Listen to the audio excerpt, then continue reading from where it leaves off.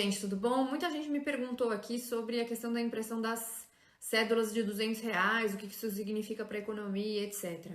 Então, assim, tem que se diferenciar o que é impressão de dinheiro para aumentar a quantidade de dinheiro em circulação e o que é impressão de cédula, de dinheiro que já existe, mas que precisa ser retirado. Com a pandemia do coronavírus, etc., muitas pessoas acabaram priorizando retiradas em dinheiro dos bancos. Então, em vez de ser aquele dinheiro que fica no banco, que não é um dinheiro físico, elas querem tirar o dinheiro, sacar o dinheiro de fato e ficar com eles. E também teve o pagamento do Corona Voucher, né, dos auxílios, dos benefícios, e muitas pessoas preferiram sacar isso em dinheiro. Então, isso demanda um número maior de cédulas. E aí acabou que o Banco Central, o Conselho Monetário Nacional, autorizou a emissão dessas novas cédulas e o governo teve que gastar uma boa grana para essa emissão. Mas aí a dúvida das pessoas é em relação à cédula de R$ 200. A gente precisa por quê dessas cédulas, né? E se isso causa inflação. A impressão dessas cédulas não está aumentando a quantidade de dinheiro em circulação, mas o fato da gente ter tido inflação bastante, desde 94, a gente teve 80% de queda do nosso poder de compra. Significa que uma nota de R$ 100, que era a mais alta até então, já não supra as necessidades da maioria das pessoas nesse momento, porque as coisas hoje em dia custam em valor nominal mais do que lá em 94, em 99, em 2000. Então a gente precisa de uma nota maior, isso é uma demonstração do que a inflação pode fazer.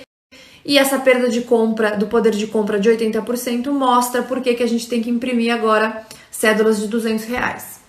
Então, só para ficar claro, não é a impressão dessa cédula que causa inflação, mas a inflação que a gente teve até hoje que causou a necessidade de uma cédula de valor maior.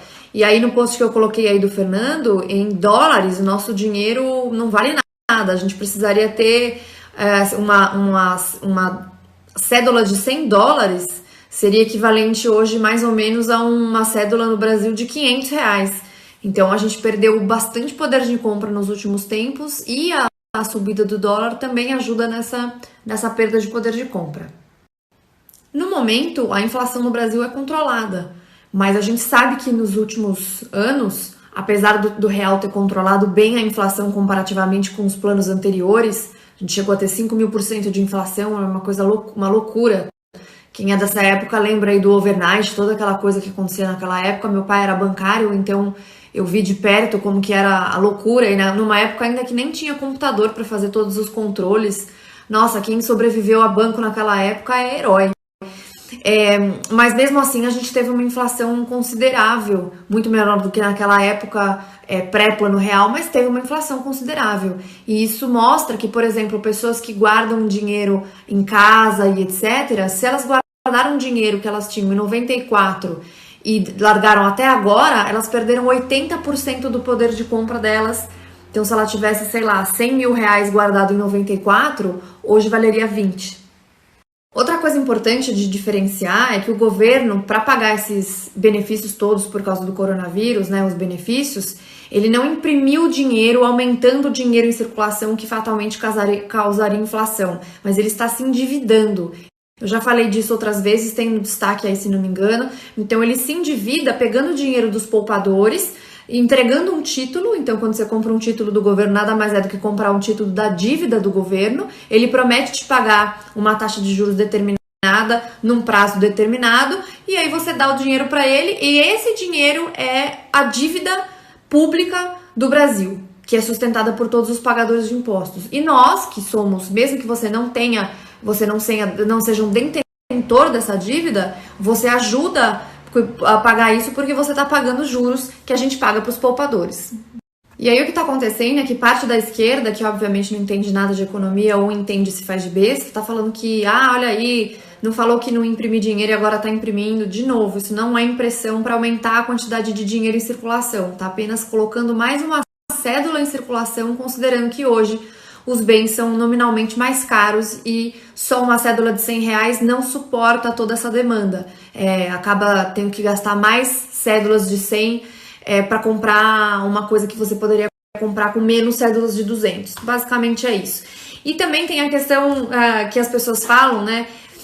Se a gente fizesse o que os partidos de esquerda sempre falam, que é liberar renda mínima e pagar benefício para sempre, e aumentar salário mínimo, etc., justamente o que aconteceria é que a gente teria que aumentar esse dinheiro em circulação e o nosso dinheiro perderia poder de compra, muito poder de compra, como acontece nos países socialistas por aí.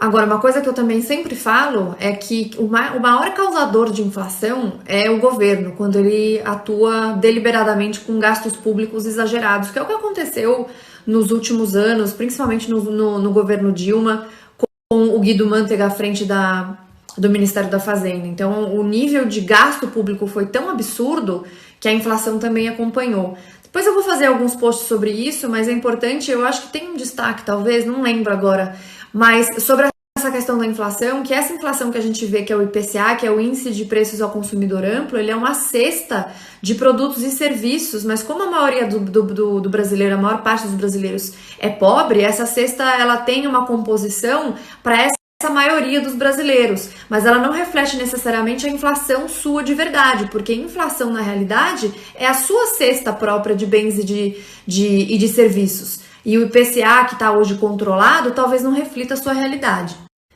Então, para que serve o investimento? É para você conseguir driblar pelo menos um pouco dessa inflação. Você talvez consiga driblar a inflação atual se você considerar o IPCA, mas talvez a sua inflação pessoal, se você colocar numa planilha todos os seus gastos e como eles aumentaram nos últimos anos, a luz, a água, o que você tem de gastos de supermercado, plano de saúde, escola dos filhos, todos os seus gastos e quanto eles foram aumentando ao longo dos anos, essa é a sua inflação real. Então, se você não investe, se você coloca em coisas, numa renda fixa muito comunzinha, que tem uma taxa de juros baixa, você não vai conseguir nem bater a inflação. Ou seja, consequentemente, você vai ter consecutivamente perdas e mais perdas de poder de compra ao longo do tempo. Então, por isso que é importante fazer um bom planejamento.